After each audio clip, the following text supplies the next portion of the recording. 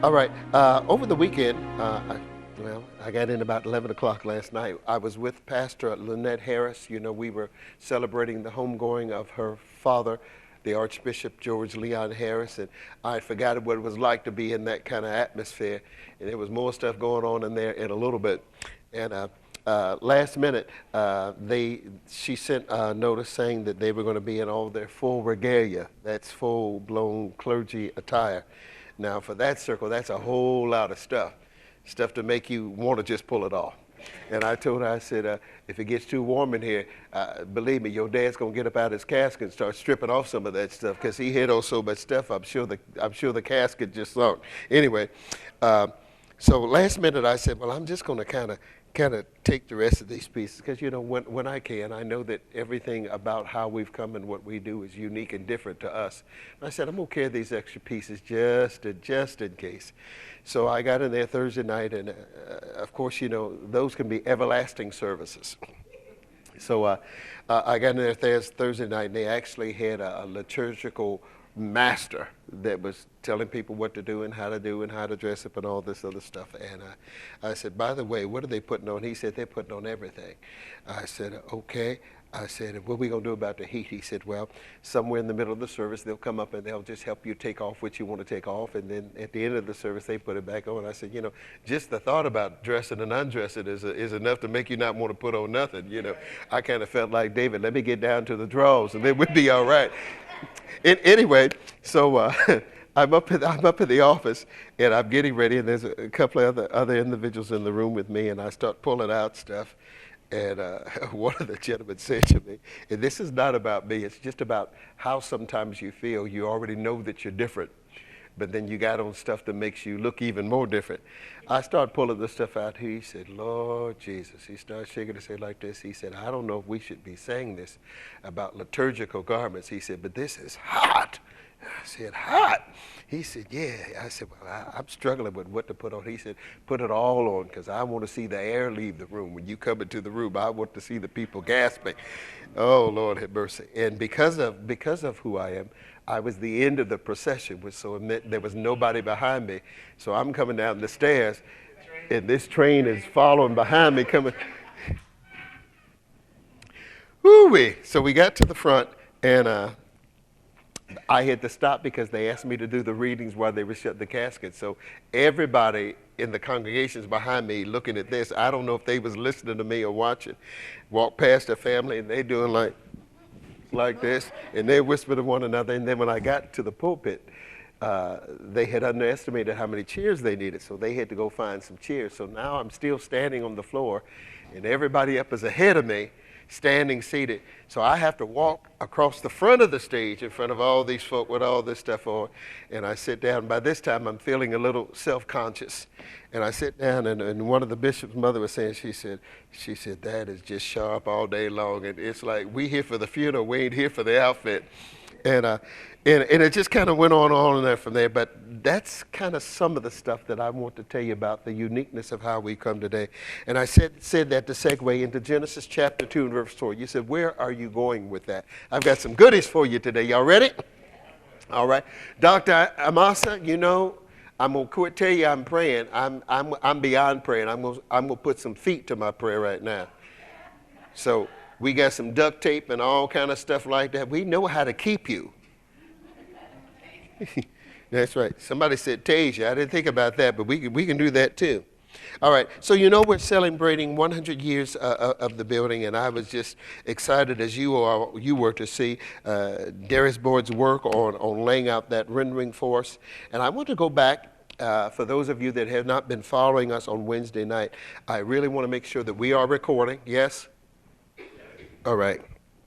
Because we've been talking about the plan, the man, and the land for a season. And if you have missed any of that, just let me kind of bring you up to date, and then we will move forward.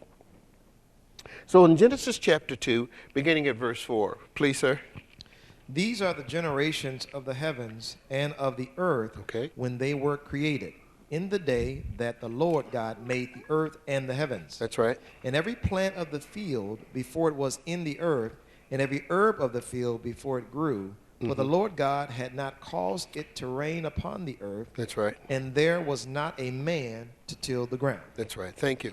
But read verse 6 for me, sir. But there went up a mist from the ground, from the earth, and watered the whole face of the ground. Thank you. At the homegoing, there's many people that come in.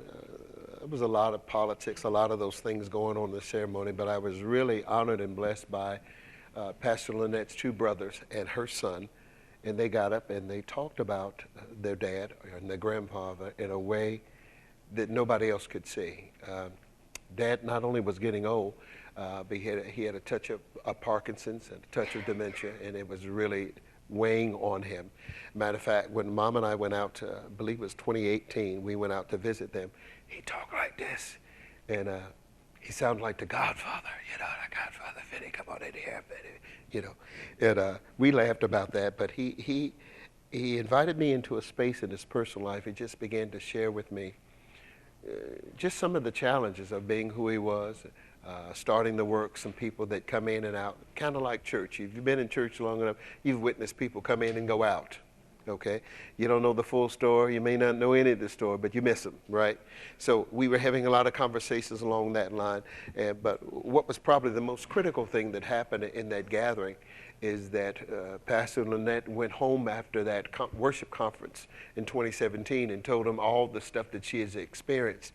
And she said, I found my pastors, Bishop Mark and Lady Donna. So, of course, you're the daddy and you have turned everything over to her.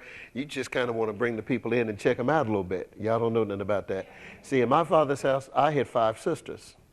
And my daddy would scrutinize, investigate. He would do all of that before they even got in the house good. Y'all not listening to me. And we would be sitting there listening, laughing at all these conversations because he was thorough, right? CIA, FBI, they have nothing on my daddy when it came to my sisters. All right, so I can understand this man wanting to just kind of make sure that his daughter was in good hands. And we were honored that once we got through that portion of it, we just kind of settled into a conversation. And I think his last act, as far as we were concerned, was entrusting her into our care and the ministry and the network that he had built. So what does that have to do with where we are? We recognize and continue to pray for them that one of the things that God has called us to do is help people transition. Not only physically transition, but help houses transition. And they are in a major transition. And we need you to continue to help us pray. So I'm sitting there in this meeting and I'm in between the transitions. And the people are watching the transitions. Everything about how I look looks like a transition. I mean, have you ever seen when the bishops and those kind of councils gather there in cream and white and red and all that kind of stuff, and I'm in black and gold? You got me. And it was really something. And as the boys began to speak, he began to speak. And he says, I'm not there. He was pointing to the casket. He said, I'm here. And I said, well, what does that mean? He said, I'm in the residue of all the air that they're breathing in this room. I'm in the conversation. I am in the room. I am my glory, and everything that I laid down and everything that I suffered is part of this atmosphere. And they're breathing, and some of them don't even aware that they're being affected by my life still. It's a powerful thing. Y'all still in the room? Okay, you said, well, where are you going with this? I believe that some of what's happening with us right now as a ministry, what's happening with them, and a lot of people that we're being connected to, this 100th year represents a season of activation for us. I would start putting that word over my own life. Things are going to come alive this year. Things that you thought were dead, or dreams, or hopes, or aspirations you felt were dying off, they're coming back to life again, because some life has been poured into the ground. I'm a firm believer that we're almost at 7 million people that have lost their life through the pandemic. I don't believe that their death is in vain. I just don't believe that God is not going to hear the cry of all that blood in the earth and not do something. I believe that blood is speaking from the ground right now, and it's birthing what I call the manifestations of the sons of God. That's you and I. Nobody's excited maybe it's because it's the 4th of July. Y'all thinking about ribs and stuff.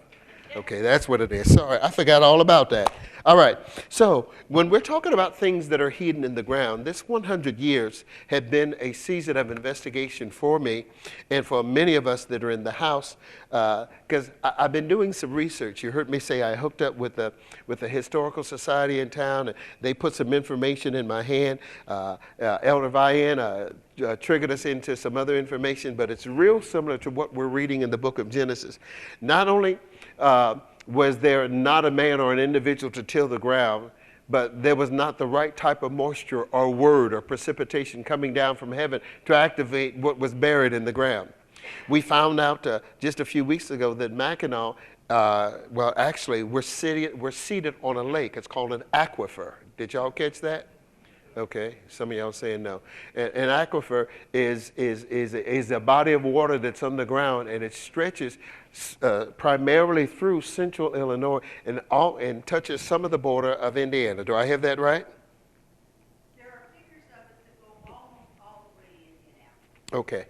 All right. So what is an aquifer? Well, it's a natural lake body of water down in the ground. So it's kind of like the mist that came out of the ground, that watered the whole face of there.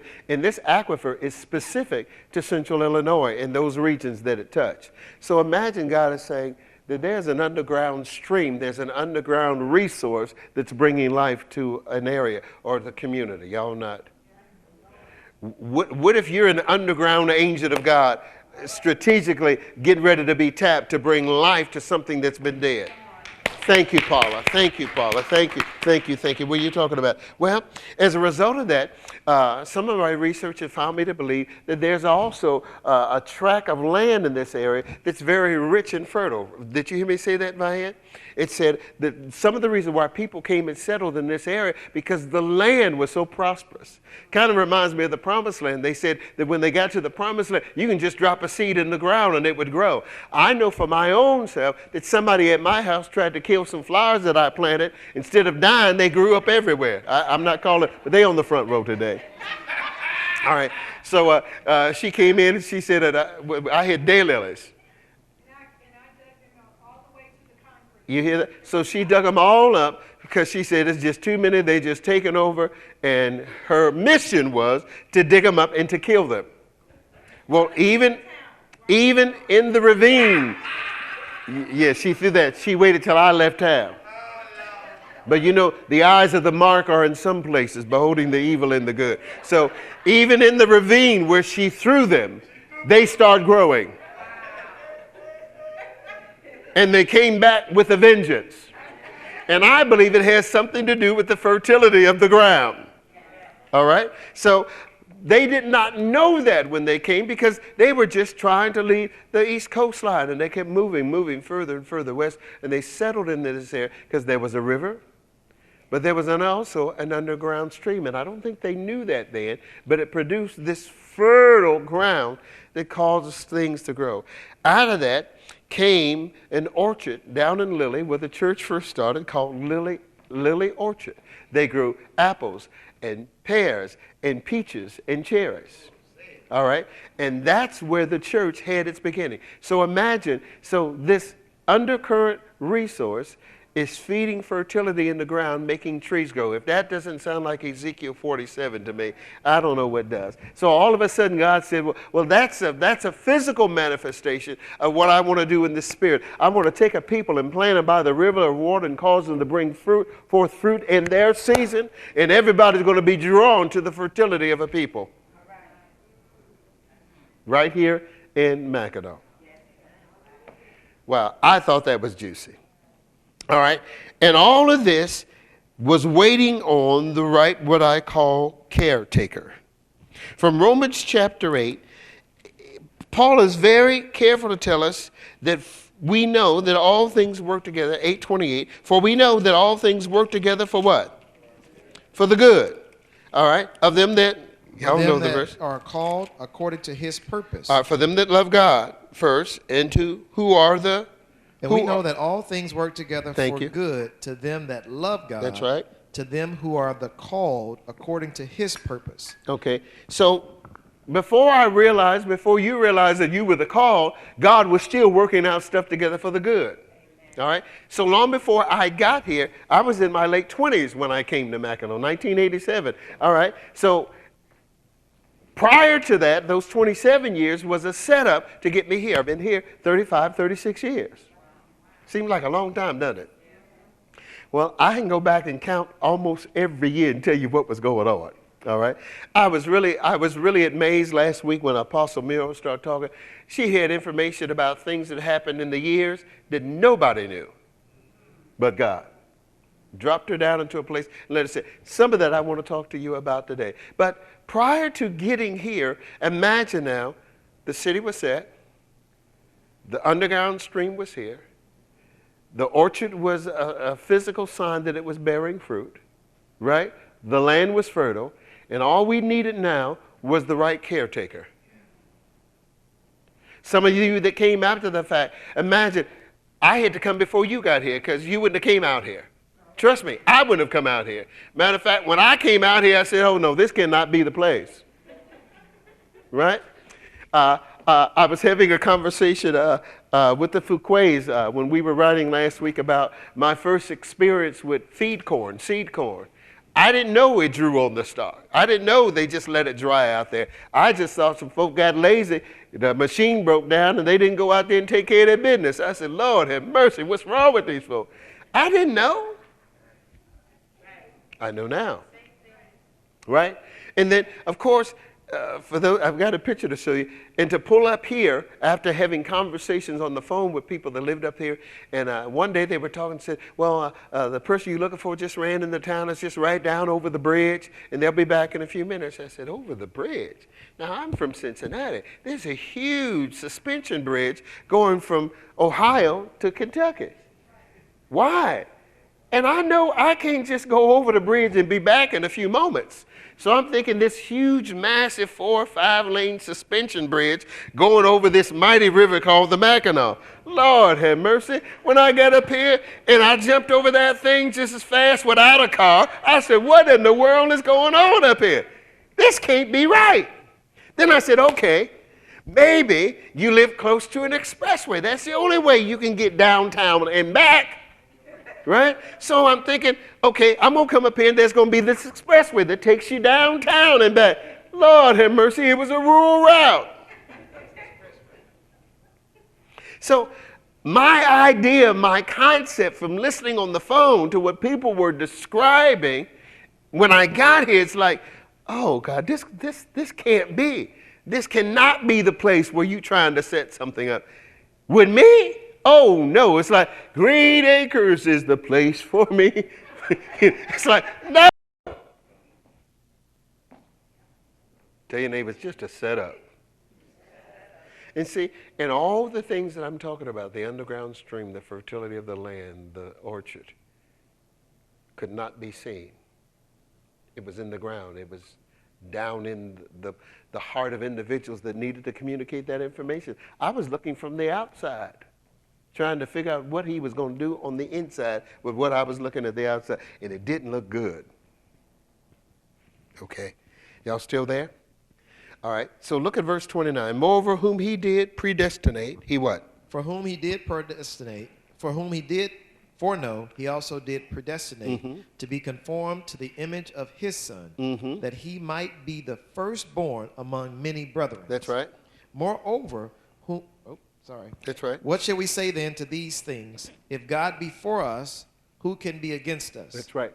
If you were with us on Wednesday night, we dropped into John chapter 6 for a moment. When Jesus is about to feed these multitudes, they're in such an elevation of the land, should not be anything growing. But the Bible said there was much grass in that place.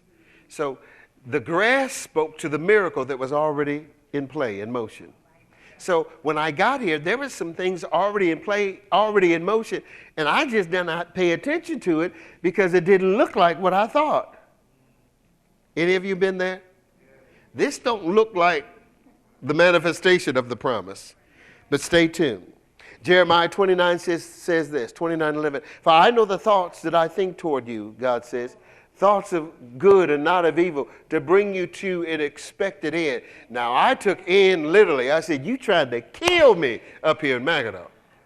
I said, all the cemeteries I passed down in Cincinnati, and you're going to bring me out to here with a no name on some stone somewhere, and nobody's going to be able to find my dead body up in here. I remember getting in the car that night, and my mama said, boy, there's place up there in central Illinois, we'll never find you if something happened to you. And I thought about that when I was driving from Bloomington. Now, when I first came into Bloomington, the only thing that was there was the Farm and Fleet. When you got past Farm and Fleet, the lights went out. Huh? And you kept going, that little bitty subdivision that you dipped there was a few houses back up in there, and I'm steadily paying attention trying to read names on these street signs. Names changed to numbers. The numbers changed to nothing. And we kept going, and I said, how much further do we need to go into this darkness? And they said, oh, we're just a little ways off yet. And then we got down the road a little bit, and you know, Route 9 does that big swing right. Then we got by Danvers, and I'm hoping, okay, maybe this is it. And they kept on going and turned that big swing to the left. There were no landmarks. The Mackinac Vineyard was not there. I came up on a little sign that said Lily. I said, okay, Lily Church is where I'm going. The church is over here. They said, nope, that's not the church. That's where the church used to be. Oh, boy.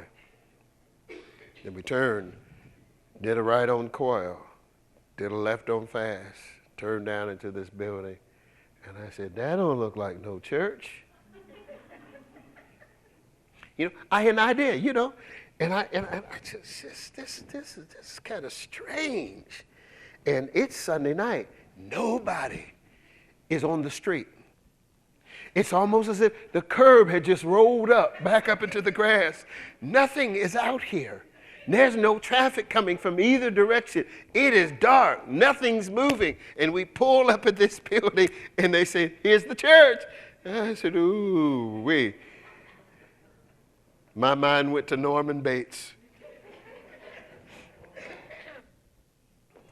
There's a big porch that we covered. There was a big, huge screen porch on the front of the building. We came up, walked through, and he said, well, I live upstairs. Somebody else lives upstairs. Somebody else lives in the back, and the church is this direction. Of course, you cannot see this from the front. And we come in. I said, well, I'll get out the car. Let me go in and see, get a feel for it. So I get out the car and get in. Step in, I'm looking around, and said, okay, this is the church, okay, all right. We come through that door. Now, that door was not there. That door there looked like the doors that are down in the chapel, the big old huge white doors that we opened. That's what that entrance looked like. Carpet was mauve. I'd never seen color-coordinated insulation. The insulation was mauve. All that was exposed. None of these pictures, none of this was here. All the walls were basically bare, right? There was a huge wooden pulpit. The pulpit was not, this part out here was not here. The pulpit started back there. There was an upright grand over there, and a bunch of microphones, a bunch of instruments. And I said, wow. And then I looked again, and there was this mist, this glory that was hovering above these chairs that were mauve. The old chairs. Are y'all still in the room? And this glory was hovering above them. And then I saw it drop down in a couple of spots. I said, boy, what is that? And I felt like I need to get back in here and figure out what that is. So I get back in the car because I'm trying to figure out where the hotel is.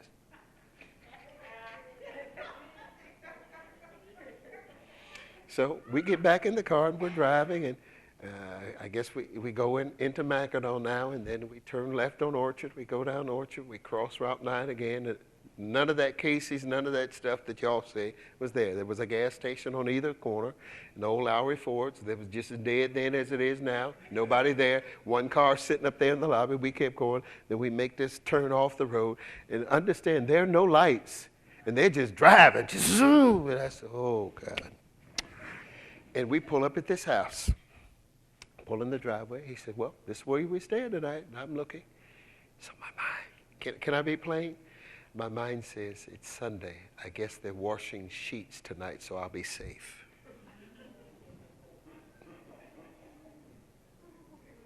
Because by now I have come to the conclusion I'm in KKK territory. So I said, it's Sunday, they've been to church, they're washing their sheets, so I'm going to be safe tonight. So we started to the house, go up the steps, we're coming through the kitchen door, and I'm thinking, you know, in the city, you knock and ring a doorbell. He turned the knob and the door flew open. I said, oh, Lord have mercy. We're walking in these people's house. You come in and there's the kitchen there. He said, you're hungry? I said, I probably was, but you know I wasn't gonna touch nothing. And I said, well, whose house are we at? And he said, well, where? So I said, well, where are they? Somewhere down there. And you haven't been to the house, but from where I'm standing to the other end of the house is a great distance. And he said, they're somewhere down in there. And he said, and I'm staying here? He said, yeah.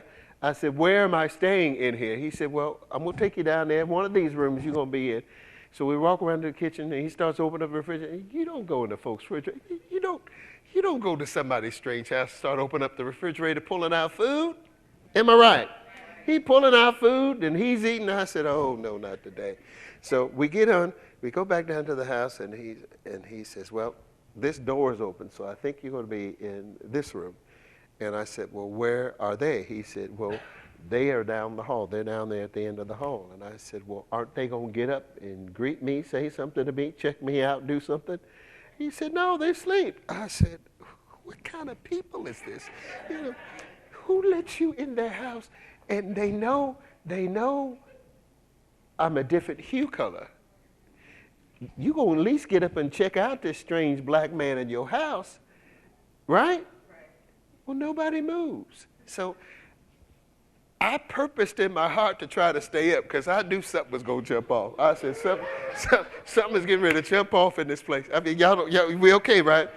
And somewhere in the middle of the night, I must have just dozed off. So I get up in the morning, and the lady of the house, the gentleman that brought me, they're down in the kitchen cooking, and I come out, and I'm like, hi, how are you? Praise the Lord, and all this other kind of stuff. And they cook. You hungry? Not too much. Did you sleep? Not too well. Where's your husband? Well, he's at work. I said, he left you here with me? You know, I mean, I'm not dangerous or anything like that, but I'm just saying, what am I looking at here? So later on the day, I got dressed, and I came back to this building, and I said, I really need to spend some time in here and figure out what God is saying. Come back through the door. This time I started walking around this way, and I got here, and I had an outer body. And in that conversation, it's like I was sitting in their services, and I was listening to the word, listening to the preaching, listening, watching the people's response, saw the division, the chaos, and the confusion, and the Holy Spirit says, and I have brought you here to bring healing and restoration and a revival to a people. And I said, for real? I said, they ain't gonna call me up in here to do nothing. I said, you see me? You see me? They are not going to ask this strange black man from Cincinnati to come up here and run those kind of meetings. And then behind that voice, another voice said, and this shall be the sign that you have heard from me. They will call you and ask you to run this meeting, and you will say yes. I'm here, right? So you know how that story went. All right. So what does that got to do with all of this? It looked nothing like I expected, right? That was Monday. Tuesday, I'm on my way back to Cincinnati. And when I got back to Cincinnati, I felt like I wasn't supposed to be there. And I've been raised in Cincinnati all my life, but it didn't feel right. It felt like I was out of joint because something had been activated in me as a result of being here that I could not deny. Right? Well, wasn't too long, and then that week I got a phone call from them, and they did exactly what the Lord said. They called me and asked me when I would come and run the meeting. So I'm coming to run the meeting, and the Lord said again, well, you're not going to run the meeting. You're going to pastor that church. I said, they are not going to receive me to pastor this church. None of that. He said, and this shall be the sign that you have heard from me. You know how that goes. And he laid all that out. What does that have to do with this? Well, let me take you back a little bit. You ready? So I know the thoughts and the plans that I have for you to bring you to an expected end. If you didn't know this, didn't discern this, I come from a musical background. I hate talking about me, but you to get a clear picture, I need you to see how all this happened. As early as I can remember, there was a piano. It was my grandmother's piano that was in my parents' home. It was black, and we used to kind of stick pennies and coins down between the keys. So every now and then they had to go get somebody to pull the stuff out of there. But we would bang on it and play on it, and that's where I first learned how to play. Just listening and playing and playing. Well, somewhere in there, what was in me kicked in, and I remember from kindergarten forward being called in to play for the kids at recital. I would just learn the music and memorize it, would play it and all this other kind of stuff. And then I had a real high pitched squeak voice, and I was singing soprano, and that was above soprano all the time. So all that was in there, but I didn't connect it to a gift, but I knew that there were some people around me, namely women, that were helping to cultivate this thing on the inside of me. I called them women that ministered me of their substance. Now, I was number 9. Now, that's a whole nother conversation. Somewhere, having 8 brothers and sisters, I was alone. Now, that don't make sense to me. How in the world you going to have them, and you know, the baby runs the house. I was the king. I was on the throne, and somewhere or another, I felt like I needed somebody else. So I remember asking my parents for a baby brother. Now, he was supposed to come Christmas. He came the middle of February. He was late, but he was there. But I don't know why I gave up the throne. But I did. And he's bad today just like he was when he first came. Still bad. Anyway, so here comes Dwayne. So now I'm number 10. So I've got all these people around us. Now, in the community that we lived, a section of Cincinnati called East End, you couldn't go a house or two without hitting a relative. So if you ever thought about doing something wrong, somebody was going to grab you off the street and straighten you out. And you hoped it was one of the nice family members, okay? So all of us grew up in that. So I had all these people, families and all these, but was never content with the family. Always felt different. Always felt separated. Always felt different. Never knew why until I got here. Am I making any sense yet? I understand that it was the calling of God that was upon my life, and I didn't know what it was. I've always had these kind of supernatural out-of-body experiences, but you just didn't talk about that because, you know, back then you was really crazy for real, you know, and I had all these cheese and cracker brother and sisters. Y'all know what I mean by cheese and cracker? I never knew if the cheese made it on the cracker, so they were all ahead of me, so you know I was not going to say anything to make them think I was loony like them. Y'all not flowing with me today. Y'all not liking my story thus far? Okay, so all this is going on, and then you heard me say my father worked for Keebler's, my mother worked for a dry cleaners called Exquisite. I remember the special treats was Daddy bringing home pecan sandies and all that stuff from work at night. And you know, we're White Castle fans. So on Thursday night when he got paid, he would stop by White Castle's. 11 o'clock, we would wake up out of a dead sleep to have sliders. Woo, that's a highlight. Y'all don't understand. If it wasn't that, it was Frisch's Big Boy. See, all those are kind of staples. Anyway, and then they decided they were going to move. They were going to move to Silverton, where this young lady, beautiful lady that's now my wife, lived down the street. Now, that's where that started. So that's almost 60 years old worth of relationship on the same block.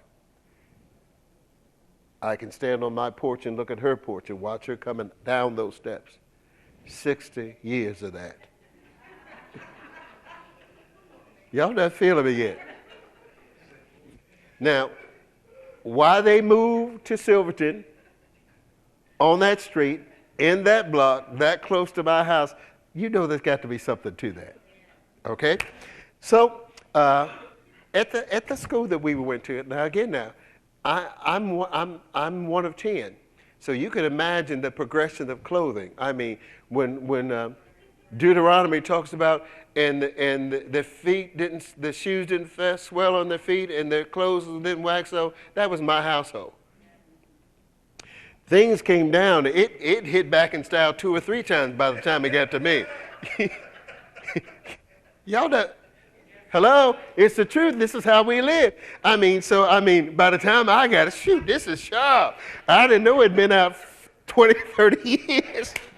But for where I come from, it was beautiful. So I go to this school, and nobody looks like me. I mean, not that I was tatted. We were clean, but we didn't have a lot.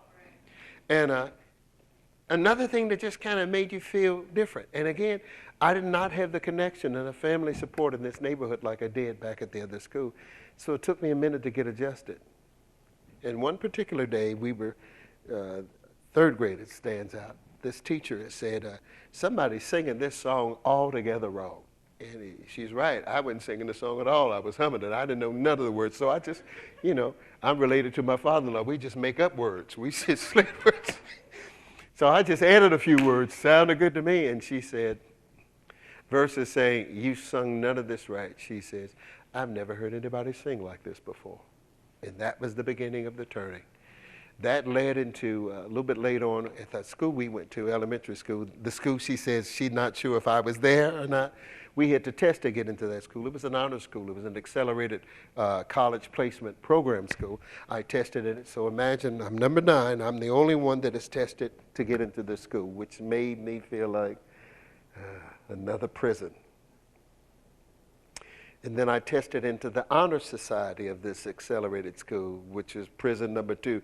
Felt like Paul, the inner prison. Now my feet were in locks and stocks. It was going to get worse. And somewhere in there I said, I can't do this. I started rebelling because all my siblings, they partied, they were out doing their thing, and I had to book it, read it. And I said, it ain't going on. So that's when Sweet Tony made his appearance.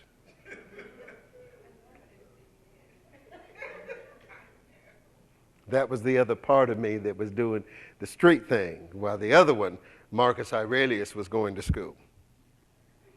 And I was successful at that for a few years, and even they just didn't believe that that was really me out there doing that. It was. Huh? Because you were not talking to me. That's how you missed all that. I mean, you have to understand this fine specimen of a woman then had real long, all the way, almost sitting on it. And she would walk by, and that was it. And I'm standing there, and she would not speak to me. I was good friends, best friends with her brother. From your, but I saw that there was not as though it was. So we're in the house, and I can't tell y'all all that. Yeah, so I would come down, and and I'd sit there, wait for him to get dressed, and we'd go to school together. And Cinderella would come waltzing down the stairwell, speak to the dog. They had a Shih Tzu, and Mom named the dog Shits. So they'd come down, and they'd speak, hey, Shits, and I'm sitting there, and I said, but they said Shits to me,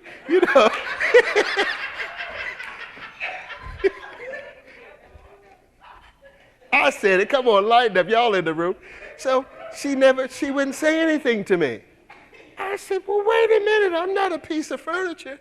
I mean, so it made me feel like, oh no, you just ain't gonna deny my presence up in here. So one day I caught her at the bus stop, and I said some words. I said, Mark needs to speak up for himself, and Mark did. I said, and she wrote me off. Would you think I didn't say anything before? I will never speak to you again. That's what she said. You see this, right? That's what she said. All right. So I'm in this school, and then about my senior year, things start turning. And it was the Lord that kept me through all of it, because the individuals I was running with got murdered. Some were shot, some were put in jail, and something kept me. Something protected me in the midst of all of that process. By the time I graduated, her brother and I had decided that we were going to go to a seminary. Now, somewhere in there, he was, in our church, we had formal calling services. When you acknowledge you were called to preach, they had trial sermons for you. Right, they invite people in and they would determine whether or not they fell in anointing. So he was number one, I was number three. By the time they got to me, her pastor said, you were the straw that brought the camel's back. So he delayed me because he thought I was going to change my mind. But I didn't. So I had started at the University of Cincinnati, and I was planning on being a doctor. I was doing pretty well, and this calling came, and I had to make a decision. And the decision was going to be contrary to what I know my parents wanted for me. And I remember telling them, and that was a big episode. So that's where all that disappointment came in. Anyway, we ended up going to a school down in Hawkins, Texas. It was a Disciple of Christ school. Her brother and I, we went early for a summer enrichment program. We did well, other than we started having evangelistic meetings. I mean, we started having full-blown deliverance, cast the devil out meetings down at this Christian school, and they wanted no part of it. And that ended in them asking me to leave the school. So I left Bishop Clay down there at school and came back, and now our Baptist church was pretty progressive Baptist church. Most of us were pretty much spirit-filled, but it was back in the room, so the mainstream of the church didn't experience that. But I had a revelation that it was true, so I came back teaching this. Y'all feeling me? And my father-in-law said, oh, no. Well, those are not the words that he used, but it was something to that order. Said, you will never get an opportunity to do any of this teaching, any of this preaching here. And so he went on a mission to just kind of shut me down. A little missionary lady came by and said, I need a speaker for my service. Would you come and speak? And I thought that was going to be my opportunity. Well, it was like a wrestling match. In this corner, we had Mark Dubois doing this. In this corner, we have our old traditional, and it was ugly but nasty. So he assisted me in leaving the church. That's a nice way of saying put me out. Right? Now, during that time, all this has come up on the page. Right? And somewhere before that last incident happened, I've gone to father-in-law and said, she was talking to me then. Right? And we were talking about really getting together and spending the rest of our life together. And I said, well, and understand, Papa Clay was like a father figure to me. So I went to Dad. I said, Dad, I want to marry your daughter. He said, you ain't good enough to marry my daughter. Never will be good enough to marry my daughter. And I said, well, one or two things going to happen. I'm going to have to violently separate her from that, which is going to be a tragedy, or I'm going to have to go on my way. So I went on my way. And I guess she felt all those years, 25 years, that I didn't love her. And I felt she didn't love me enough to leave that. That stayed buried in the ground for 25 years. Are y'all still in the room? What's our time looking? Is it a juicy story? Are we good? 12:10. Okay, I can do it. Okay, so that's when I ended up at my uncle's church, the Pentecostal church. Okay, and there, I remember plain conversation with them and said, you know, you're young, you're gifted, you're preaching, you're doing all these things. We got to find you somebody. And I said, okay, find me somebody. That didn't even sound good. Well, all that happened. And then, after being in that church for a little while, I married, had Gabriel. Felt like I need to move on. Our first church that we pastored was Praise Temple Church of Jesus. At that time, I was pastoring and working for a banking institution. Now, understand, I've gone through these years of being isolated, separated, different, all this other stuff. And my first job when I came back from Texas was for a banking institution. I started as a teller. There was something about that exposure and who trained me that I excelled quickly. They normally keep tellers in a loop 3 months to 6 months of training. Mine was 3 weeks. Then they start sending me out, posting me at branch. I was accurate and I could count fast. But they sent me to places where no man has gone before. And it was unsettling. You had a group of people that really embraced me being there, and you had another group of people that was just really upset at what I represented. It was the change of the culture, change of the climate. But they kept moving me, and they finally assigned me to a branch. This was in Madeira when we didn't go to Madeira. And they had hired a black bookkeeper before I got there. And I came in as a teller.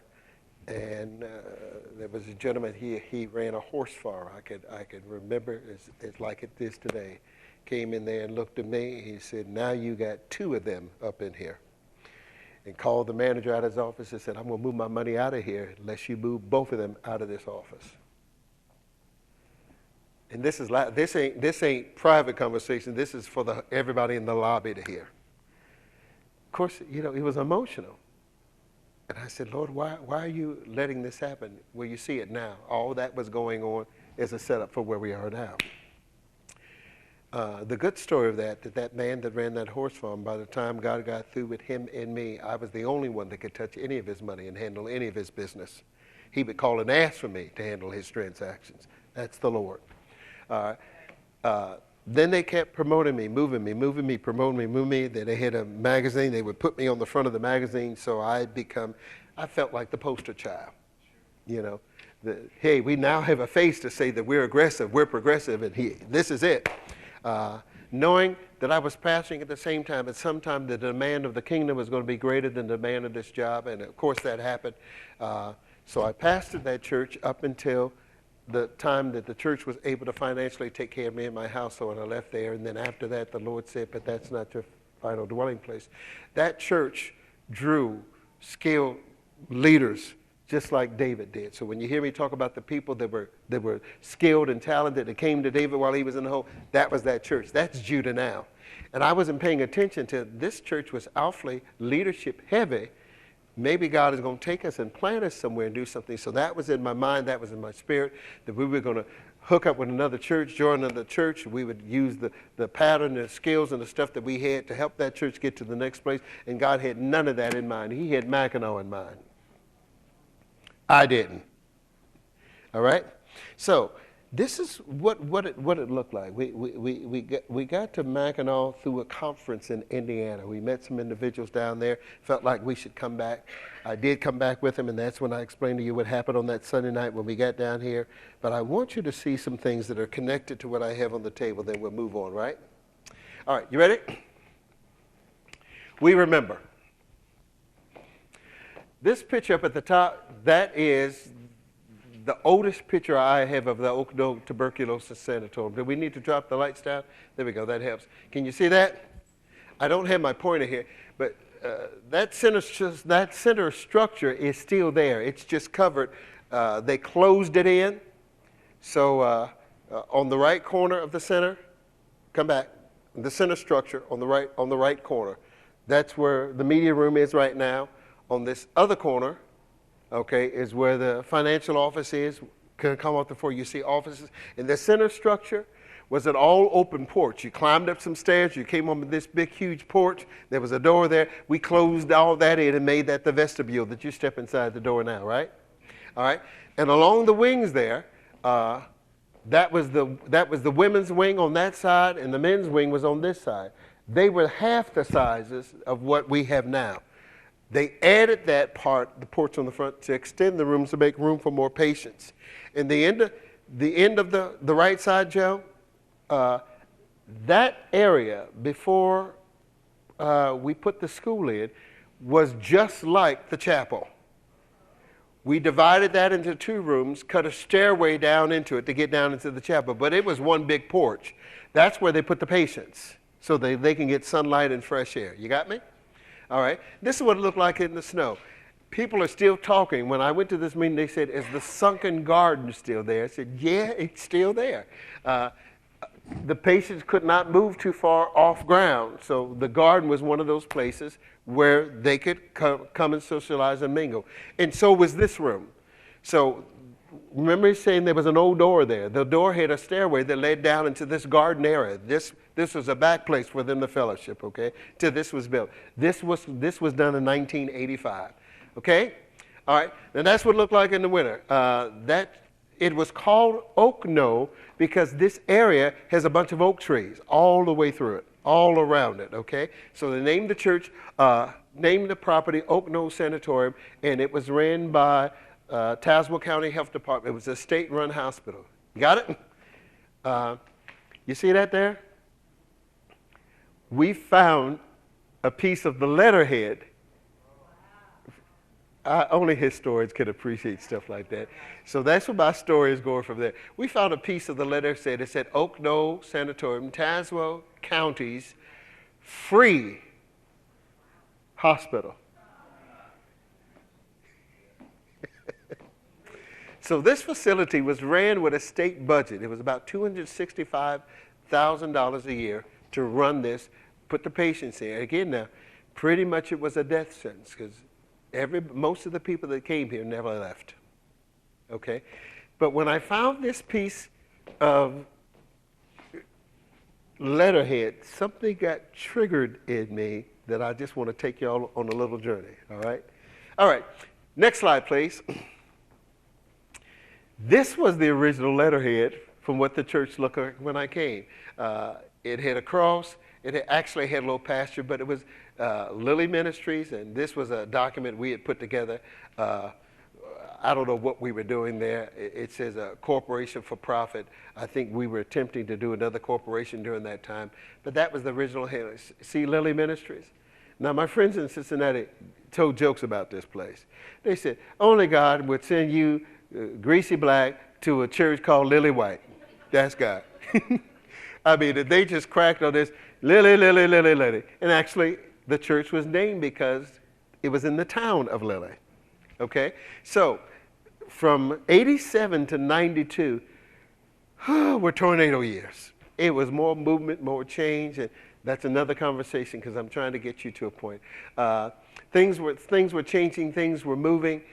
We knew that this name was not going to be around forever, but we were trying to get a feel for the pulse. So by the time we got to 92, it was clearly we were stepping into an apostolic flow of ministry, which is what caused that final separation, okay? I was saying, if the congregation don't get with this, I'm out. And God is saying, but if you get out, you're going to never see the faithfulness of what I promised. So this is when all this was changing. Next slide, please. Okay, and then you see this is 1995. So 94 is when the school started. So we were at this stage between 92 and 95. We were talking about, actually 94, we were talking about building a whole new sanctuary because the ministry was growing and changing. And a little bit later on, down in the anniversary, I'm going to pull out those blueprints because we had hired a company from Indiana called Myler, and they were back and forth, and we had finally locked into a design, and it was going to set on the front of this building out in the circle area. And that's when the Lord said, what about the seed? Because we were really pumping vision because we were about to make some changes, and God said, well, what about giving the vision to the simplest of understanding? And I said, well, who are you talking about? He said, the seed. I said, who are you talking about? He said, the children. That's when Mecca started. Okay, now, we were doing some research trying to figure out how we were going to make Mecca happen, how it was going to come to pass. And, of course, we didn't know anything to do, but the one that was still not talking to me much was in Pittsburgh. And a phone call was made and said, you know, the leading curriculum development individual is Donna Powell, and we can just send her down there. And what we thought was going to take months happened in a matter of days, and the school was set up and running. Did y'all hear that? So the question came, how are we going to do the school? How are we going to build the school? And Gary Smith at the time said, well, versus go out, why don't we go down? I said, down where? He said, down underneath the east wing of the building. It's this wing. Because underneath this floor, it was studded up because that's what held the sanctuary floor. But if you went any further, you had to crawl through dirt. He said, we can tear that back wall out of there, take a backhoe, and tear all that out, pour a new foundation, and put the school downstairs. So while we're figuring on how to do that, the school met in those elders' offices right across from the sanctuary. We had 67, 69 students the first year. That was incredible.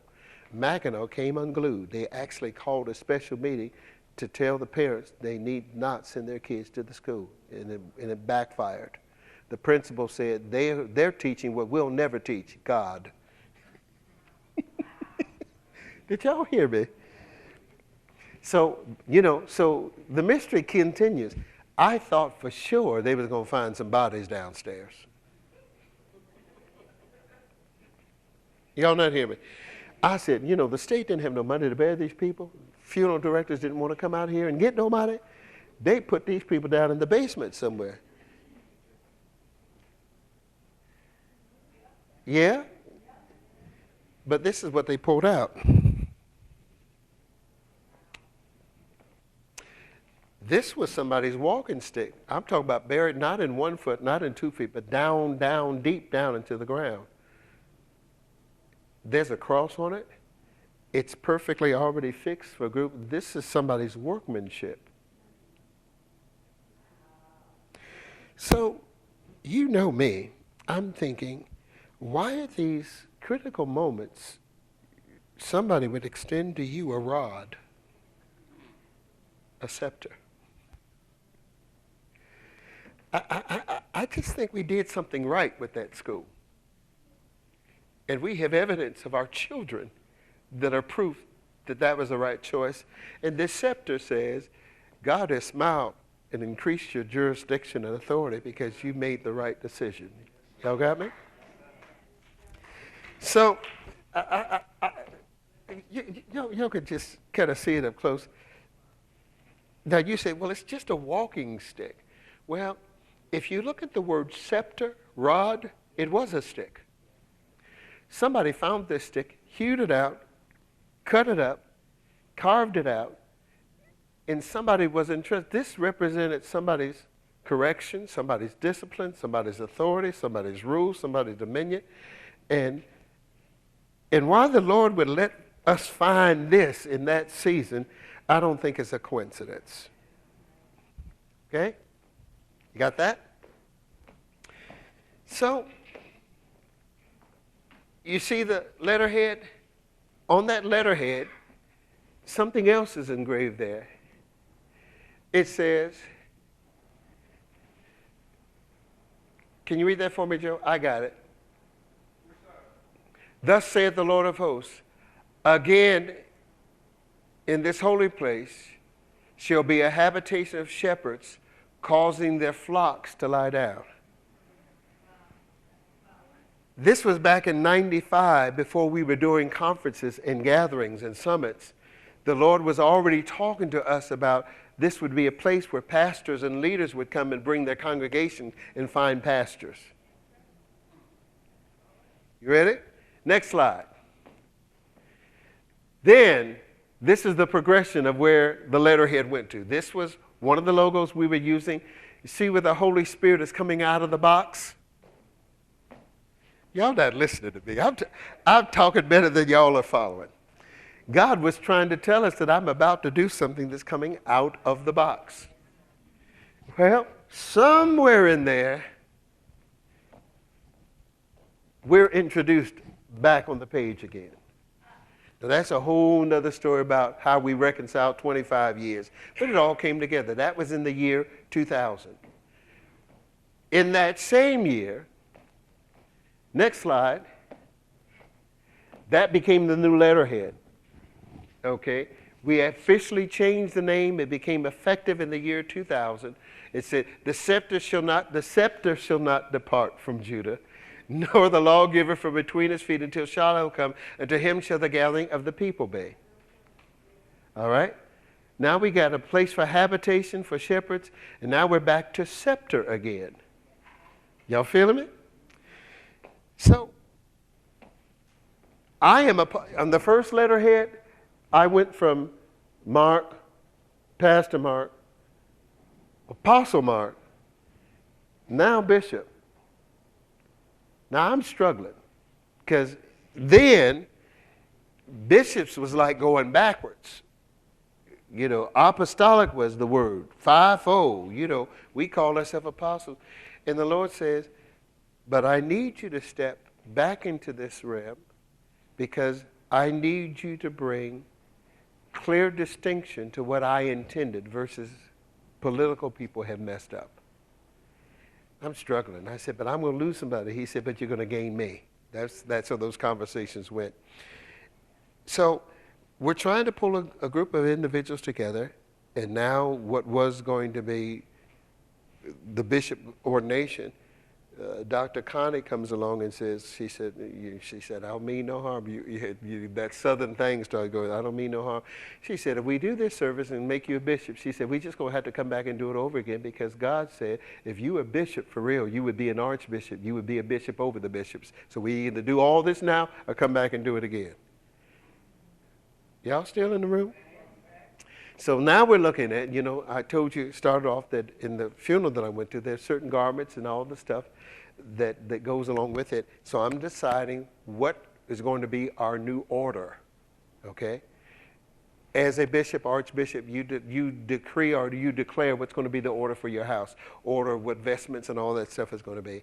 So at our wedding, we were discussing, and I said, something about even my wedding garment has to speak to where we're going. So my wedding garment had a train on it. Okay? So, since from that moment forward, everything that I wear has a train on it. So y'all imagine this train at this funeral service, and I'm on a plane going to Oakland, and me and God are having a conversation with this train, because, you know, it's a whole lot to carry, bustle, and turn. He said, as I increase your authority, this train is going to match it. So what I had on Friday is not compared to what's been made since then. So everyone is bringing me gifts. There were certain things that we asked for, and we are in relationship now with June McKinney. She is the ambassador to Swaziland, Africa. And June's on the docket for that ordination service to present me a scepter. Now, nobody knew but the elders in the house that versus the amethyst ring that most bishops wear, I decided on emerald for Judah because emerald is an everlasting covenant. So my ring, my cross, and all my stuff is emerald. Well, June had no idea when she went to see the African chief that he's going to find her a wood it's indigenous to where he rules, and an emerald stone on the top of it. Now, is anybody in the room but me?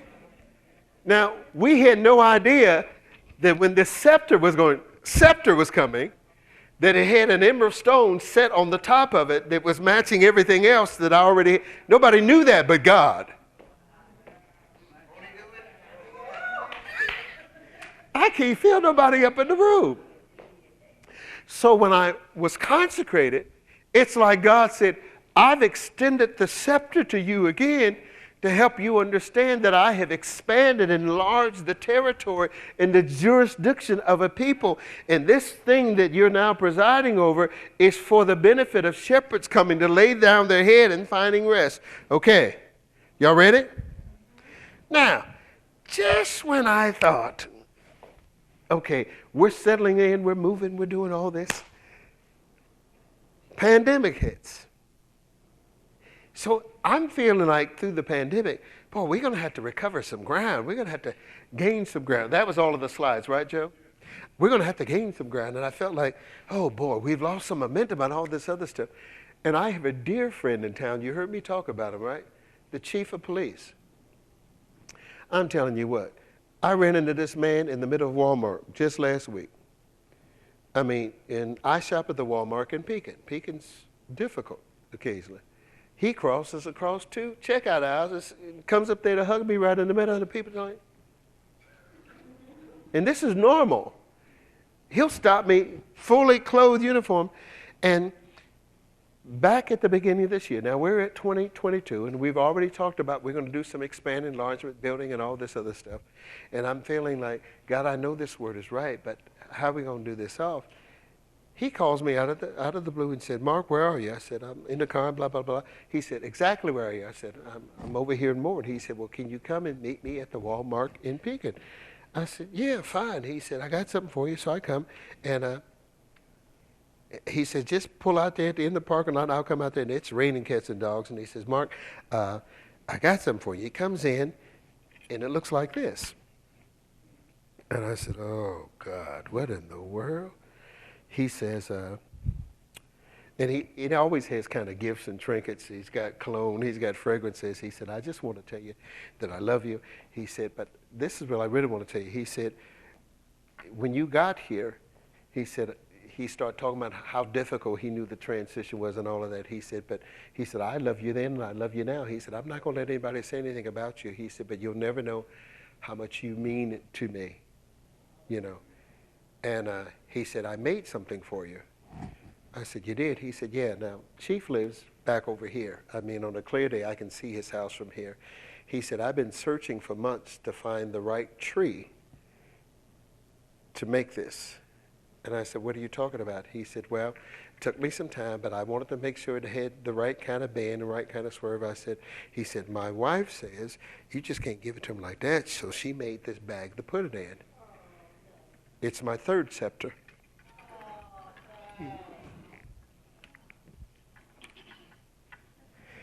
Now, it's bejeweled, for those of you that like accoutrements and bling bling. It's got more stuff on it.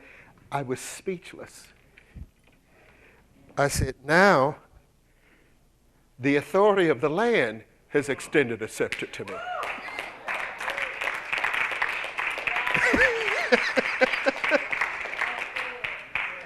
Now, why did this happen in 2022? Because I believe that we've stepped into a season, that we've tapped into something that's been hidden, and it took the right gatekeeper. It's each one of these moments to make sure the door got open legally and properly. So here we are now, and you say, well, it's just a stick. You don't understand. It's who gave it. And how many hours they went through the woods to find the right thing. It's got my name on it. It's got stones on it. It's got eagle's wings on it. It's got a lion's head on it. Y'all not feeling it. So I think we should have the choir sing the song. Maybe God is trying to tell you something. Now, why did I share with you this today? Because I want you to know that God has extended a scepter to us. He's extended a jurisdiction. Somebody asked me at the funeral, they said, tell me about this train. I said, it's connected to jurisdiction and authority. So when I heard that, I felt like the Lord was prompting me that today was the day to tell you that what has been behind the scenes for us is now coming to full manifestation. And I'm honored that you are part of this, sharing this with me. That's it. I'm done. Woo. I done. Okay, any questions, any comments? I know our time is long. Yes, Mama Blank. I'm thinking in my mind, what was going through his mind? Well, he told me, he said, first I had to find the right tree. Now, he had to sand it, he had to shellac it, he had to find the right pieces and how it's set. And you can handle this. You know, I'm not like that with that, but you could see.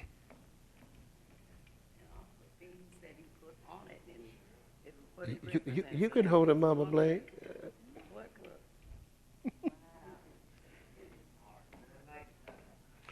Okay, so these are ours. Anybody else want to hold something?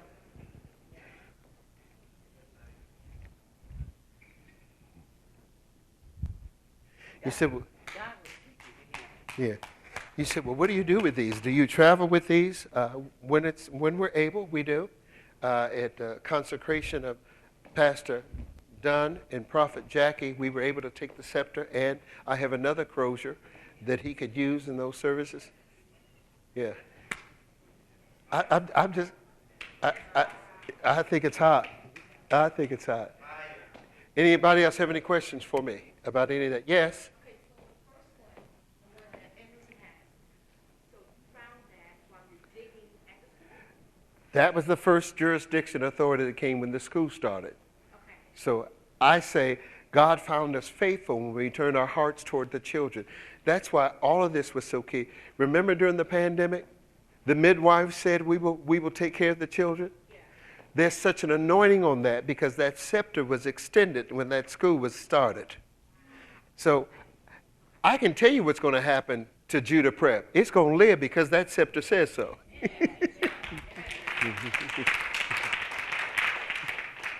Yeah. That scepter, the other scepter with the stone came at my consecration.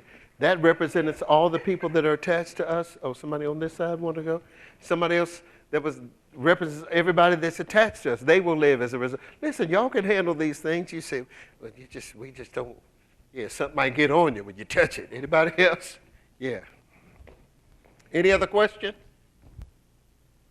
Y'all didn't mind that today, did you?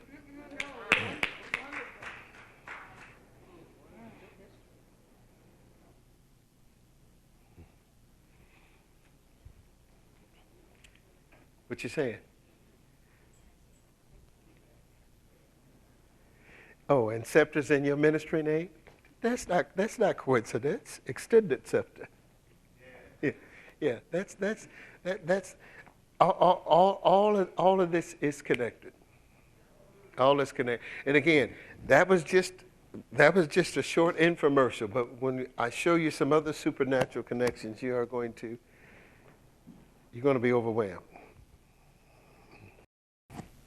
Okay. Yes. When you found that first one down in the big area, what was it that made you say, I need to keep this? I mean, what was it? Did you feel something? Did you sense Because there's something in me that I always want to memorialize the lives that came through here, because most of them did not.